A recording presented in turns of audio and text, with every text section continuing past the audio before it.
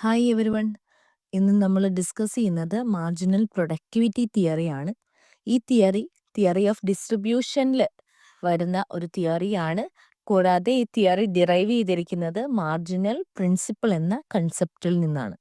So marginal productivity theory introduce ചെയ്തത് David റിക്കാർഡിയോ ആണ്.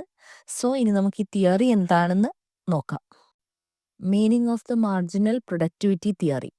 The marginal productivity theory of distribution explains how the income or reward of each factor of production, land, labor, capital and enterprises, is determined. നമുക്കറിയാം factors of production. ഏതൊക്കെയാണ് factors of production? Land, labour, enterprises and capital. So ഈ 4 factors of പ്രൊഡക്ഷനിൽ നിന്ന് ലഭിക്കുന്ന rewards or income. ഏതൊക്കെയാണ് ആ rewards? ലാൻഡിൽ നിന്ന് നമുക്ക് rent കിട്ടുന്നു, ലേബറിന് വേജ് കൊടുക്കുന്നു, ക്യാപിറ്റൽ നിന്ന് ഇൻട്രസ്റ്റ് കിട്ടുന്നു, എൻ്റർപ്രൈസസിൽ നിന്ന് പ്രോഫിറ്റ് കിട്ടുന്നു. സോ ഈ റിവാർഡ്സ് എല്ലാം എങ്ങനെ ഡിസ്ട്രിബ്യൂട്ട് ചെയ്തിരിക്കുന്നു എന്നതിനെ കുറിച്ചാണ് marginal productivity theory of distribution പറയുന്നത്.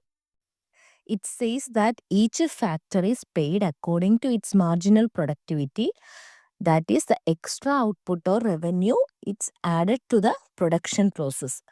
ഇവിടെ ഓരോ വരുമാനവും എങ്ങനെ ഡിസ്ട്രിബ്യൂട്ട് ചെയ്തിരിക്കുന്നു അല്ലെങ്കിൽ ലഭിക്കുന്നു എന്നത് ഡിപ്പെൻഡ് ചെയ്തിരിക്കുന്നത് മാർജിനൽ പ്രൊഡക്ടിവിറ്റിയുടെ അടിസ്ഥാനത്തിലാണ്. മാർജിനൽ പ്രൊഡക്ടിവിറ്റി എന്നത് നമുക്കറിയാം ഈച്ച് യൂണിറ്റ് അധികമായിട്ട് പ്രൊഡ്യൂസ് ചെയ്യുന്നത്. സോ ഓരോ ഫാക്ടേഴ്സും ഏതൊക്കെയാണ് factors? Land, labour, enterprises and capital. അതിൻ്റെ marginal productivity or Vino production പ്രോസസ്സിലേക്ക് ചേർക്കുന്ന ഓരോ അധിക ഉൽപ്പാദനം അല്ലെങ്കിൽ വരുമാനം എന്നിവയ്ക്ക് അനുസൃതമായിട്ട് പണം നൽകുന്നു എന്നതാണ് മാർജിനൽ പ്രൊഡക്ടിവിറ്റി തിയറി പറയുന്നത്. According to JB Clark, every factor of production get a reward equal to its marginal productivity in a competitive market. So ഓരോ പ്രൊഡക്ഷൻ ഫാക്ടേഴ്സും അതിൻ്റെ മാർജിനൽ പ്രൊഡക്ടിവിറ്റിക്ക് തുല്യമായിട്ടുള്ള പ്രതിഫലം ലഭിക്കുന്നു. ഓരോ പ്രൊഡക്ഷൻ ഫാക്ടേഴ്സിനും അതിൻ്റെ മാർജിനൽ പ്രൊഡക്ടിവിറ്റിക്ക് തുല്യമായിട്ടുള്ള പ്രതിഫലം ലഭിക്കുന്നു. അടുത്തത് നമുക്ക് ഈ ഒരു തിയറിയുടെ ബേസിക് കൺസെപ്റ്റിലേക്ക് പോവാം. സോ ഫസ്റ്റ് ബേസിക് കൺസെപ്റ്റ് എന്ന് പറയുന്നത് മാർജിനൽ പ്രൊഡക്റ്റ് ആണ്. നമ്മൾ ഓൾറെഡി പറഞ്ഞു, the extra output produced by using one more unit of a factor, keeping all other factors constant. Marginal productivity എന്ന് പറയുന്നത് മറ്റെല്ലാ ഫാക്ടേഴ്സും സ്ഥിരമാക്കിയിട്ട് ഒരു ഘടകം മാത്രമായിട്ട് അധികമായിട്ട് ഉപയോഗിക്കുമ്പോൾ ലഭിക്കുന്ന അധിക ഉൽപാദനത്തിനെയാണ് എന്ത് പറയുന്നത്? മാർജിനൽ പ്രൊഡക്റ്റ് എന്ന് പറയുന്നത്. ഫോർ എക്സാമ്പിൾ, ഒരു വർക്കർ വർക്ക് ചെയ്തപ്പോൾ നമുക്ക് 10 ഔട്ട്പുട്ട് കിട്ടി. സോ സെക്കൻഡ് വർക്കർ കൂടെ വർക്ക് ചെയ്തപ്പോൾ നമുക്ക് 18 ഔട്ട്പുട്ട് കിട്ടി. സോ ഇവിടെ എല്ലാ ഫാക്ടേഴ്സും കോൺസ്റ്റൻ്റ് ആണ്. അധികമാക്കിയ ഫാക്ടർ എന്ന് പറയുന്നത് ലേബറാണ്. സോ നമുക്ക് ഒരു ഫാക്ടർ അധികമായിട്ട് ആഡ് ചെയ്തപ്പോൾ നമുക്ക് കിട്ടിയ അധികം ഉൽപ്പാദനം എന്ന് പറയുന്നത് എത്രയാണ്? നമുക്ക് കിട്ടിയത് 18 - 10. ഫസ്റ്റ് നമുക്ക് ഓൾറെഡി കിട്ടിയതിനെ നമുക്ക് ഇപ്പോൾ കിട്ടിയത് എന്താണോ അത് വെച്ച് കുറക്കുക. So 18 - 10 that is equal to 8. 8 എന്നതാണ് ഇവിടെ മാർജിനൽ പ്രൊഡക്റ്റ്. അടുത്ത concept marginal revenue product. The extra revenue generated by using one more unit of a factor. അധികമായിട്ട് ഉൽപ്പാദിപ്പിക്കുമ്പോഴുണ്ടാകുന്ന അധിക വരുമാനത്തിനെയാണ് മാർജിനൽ റവന്യൂ പ്രൊഡക്റ്റ് എന്ന് പറയുന്നത്. MRP equal to marginal product into price of the product. That is നമ്മൾ already പറഞ്ഞു, നമ്മൾ മുന്നേ പറഞ്ഞ എക്സാമ്പിൾ മാർജിനൽ പ്രൊഡക്റ്റ് എന്നത് 8 ആണ് കിട്ടിയത്. സോ അതിൽ ഒരു ഫാക്ടറിൻ്റെ ഒരു ഔട്ട്പുട്ടിൻ്റെ റേറ്റ് എന്ന് പറയുന്നത് 100 ആണെങ്കിൽ 8 ഔട്ട്പുട്ടിൻ്റെയും റേറ്റ് എന്ന് പറയുന്നത് എത്രയായിരിക്കും? 8 ഇൻറ്റു ആ ഒരു ഔട്ട്പുട്ടിൻ്റെ rate, that is 8 into 100 that is equal to 800. So ഇവിടെ മാർജിനൽ റവന്യൂ പ്രൊഡക്റ്റ് എന്ന് പറയുന്നത് marginal product into price of the product. അടുത്തത് ഇക്വിലിബ്രിയം കണ്ടീഷനാണ്.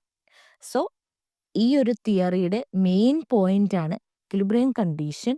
Equilibrium condition, a firm hires a factor until MRP equal to price of the factor. ഒരു ഫേമിൽ ഒരു extra factor ഉപയോഗിക്കുമ്പോൾ കിട്ടുന്ന MRP എന്നത് ആ ഫാക്ടറിൻ്റെ പ്രതിഫലത്തോട് ഈക്വൽ ആണ്.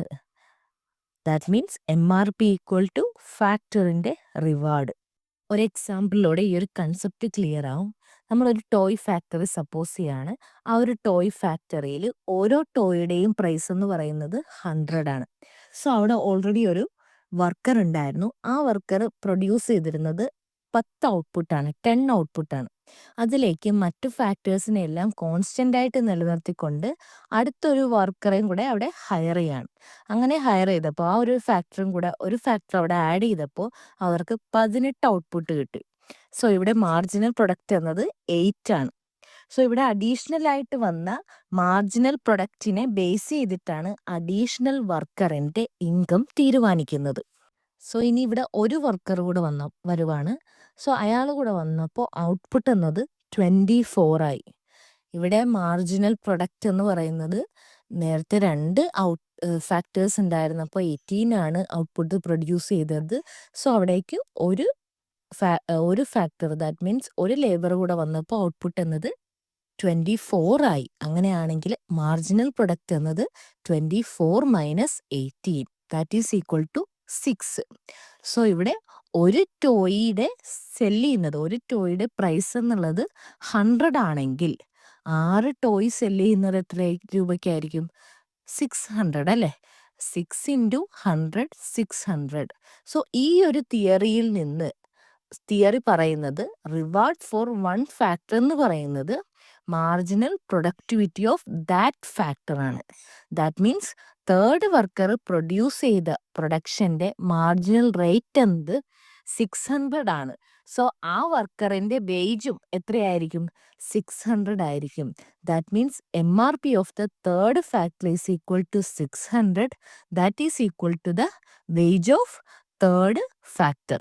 സോ സിംപ്ലി പറയുകയാണെങ്കിൽ ഒരു വർക്കർ അല്ലെങ്കിൽ ഏത് ഫാക്ടറാണോ അവിടെ വന്നത് അധികമായിട്ട് യൂസ് ചെയ്തത്, ഏത് ഫാക്ടറാണോ അധികമായിട്ട് വന്നത് ആ ഫാക്ടർ പ്രൊഡ്യൂസ് ചെയ്യുന്ന മാർജിനൽ പ്രൊഡക്ടിവിറ്റി എന്നത് ആ ഒരു ഫാക്ടറിൻ്റെ റിവാർഡിനോട് ഈക്വൽ ആയിരിക്കും.